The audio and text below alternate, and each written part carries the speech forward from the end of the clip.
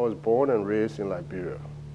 When the Civil War broke out, I went close to death on many occasions, even to the extent where I dug my own grave. So while I was digging close to knee level in a hole, this guy ran there and yelled my name. Is he still alive? And the guys around us said yes. About 10, 15-year-old boys who were holding guns. And then he said, well, I will take care of this guy myself. You tie him and put him in the back of my pickup. Asked me whether I knew him. I said, no. I almost dropped out of school. And you took me in your village and asked your parents to pick their fruits, their oranges, their bananas and things. And we went and sold it. When we came back to the village, your parents allowed me to take the money, and that's how I completed school. Since then, we have not met. And when I heard your name, it rung a bell in my ear. That's why I decided to come and at least pay you back. But get out of this country. What we're doing is not a play. I found my way through the bushes for 6 months to the borders of Liberia and Ivory Coast and across. I spent a little over 10 years in refugee camp. And then through God's grace, I got reset up here in the United States through the Lutheran Refugee Resettlement Program. By 2002, God blessed me and I bought a house about a quarter mile from the church here. I said, well, if I can go to this church, even if it's snow, I'll walk to church. So coming into the church where I was the only person of color, when I came in, the reception that I got, it was very warm. Everybody just took on to us, loved us, welcomed us. And so I felt comfortable. When Joseph came here, he was the first Liberian in our congregation. Our congregation is now well over 50% Liberian. He is sort of the organizing force in the Liberian community. So when I look at all of these things, I say, well, the material things, the wealth is all nothing but vanity. Then I came in this rich country where people are willing to give only if you will be honest to them. And I just decided to help those behind me instead of keeping everything to myself here and die tomorrow and thousands of people still suffering. He told me that when he had been in the refugee camp, people there didn't have any shoes. And he was here and doing well here, and he wanted to help them out. So we started collecting used sneakers.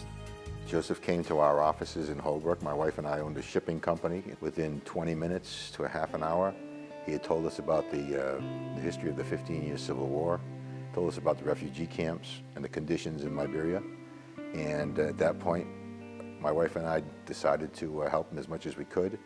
And we told him to go back to Worcester and collect as much things as he could, and that we'd send a 40-foot container to Liberia. And we also told him that we'd pay for him to go over to meet the container so that he could make sure he distributed the goods to the people that needed it the most.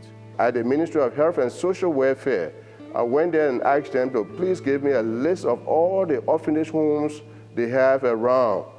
And they brought them to me, and I asked them to please highlight those that had no help at all. But the sad part of it was, as I was going to distribute these things in the orphanage homes, some of the kids were dying. Some from curable diseases like diarrhea, malaria and other things. And it was a kind of bittersweet story. Joseph came back with pictures and video from all the orphanages he visited and the people that he helped. And it was at that point that we decided that we had to do more. We decided to form Mission to Liberia, and we basically grew from there. We have a feeding program in Liberia. We have built an outreach center to teach health education. We are currently working on water projects. We also plan to open a school in Bentown. It's never had a school ever in the history of Liberia. We collected so many books I had to stop because I had literally thousands upon thousands of children's books. And we were going to begin a library. My thought was, of course, why don't we start a library? The kids can change books. And Joseph sort of laughed and said, these children have never had books in their lives. Once they take a book out of the library, you're never going to see it again. And so we scrapped the library idea and we just passed out books to the kids. One of the goals of Mission to Liberia is to actually begin franchising pharmacies in Liberia. So they're owned and operated by Liberians, and those franchise fees are poured into a fund to open even more pharmacies.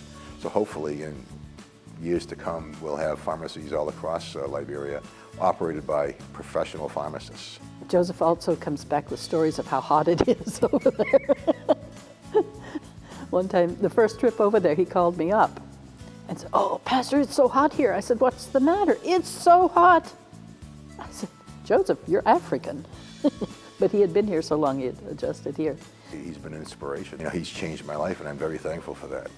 You know, I tell him, I've told him in the past, when we get off the plane in Liberia, it's like, you know, coming alive. I honestly do not consider myself a hero.